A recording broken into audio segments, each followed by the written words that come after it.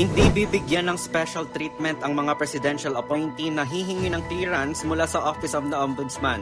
Ito ang saad ni Ombudsman Samuel Reyes Martirez sa panayam ng DZRH tungkol sa pagsailalim sa performance review ng mga incumbent presidential appointee.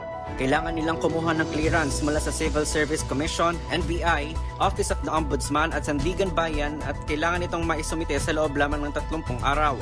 Sabi ni Ombudsman Martirez, kasalukuyang nasa 4,000 ang kanilang backlog sa Central Office at higit 4,000 rin sa Visayas.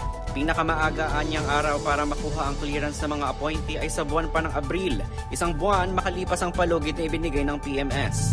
We will not give any special treatment kahit sa mga kaibigan. Oo. Kung ito lang ang rason, dahil ang binibigyan namin ng priority ngayon are those due for retirement. Yes, kasi At for promotion. Yun ang importante. napaka-important. Yun ang inuuna ninyo. Ibig sabihin po pala, matatambakan kayo ng request. Ang binigay lang po niya na period para po mag-comply dito sa kautosan na ito ay 30 days lamang, Ombudsman. Ay, hindi ho namin problema yon.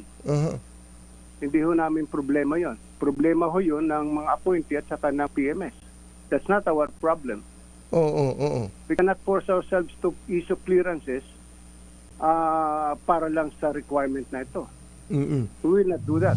Pebrero 2 inisyo ang memorandum tungkol sa pagsailalim sa performance review ng mga presidential appointee na itinalaga bago ang February 1, 2023 para matiyak na kwalipikado pa silang manatili sa kanilang mga posisyon.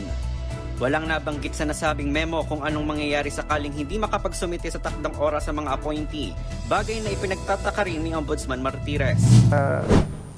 Problema nila yon. Pag gagawin nila pag hindi naka-comply ang isang presidential appointee, the assistant secretaries, the undersecretaries, anong gagawin nila? Tatanggalin sa serbisyo? Samantala, iginiit naman ng Presidential Communications Office na ang sinasagawang performance review ay hindi para alisin sa pwesto ang mga kritiko ni Pangulong Bongbong Marcos. Ang mensahe naman ni Ombudsman Martirez sa mga presidential appointees. Ang akin lang yung mga inappoint na alam mo naman ikaw ay political appointee.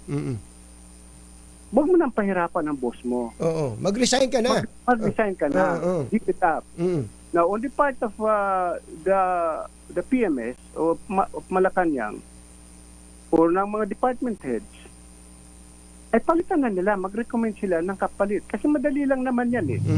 Para sa kauna-unahan sa Pilipinas, DZRH, ito si Kyle Bulyas. Tuloy-tuloy sa pagbabalita, tuloy-tuloy sa serbisyo. Sama-sama tayo, Pilipino. MBC Network News.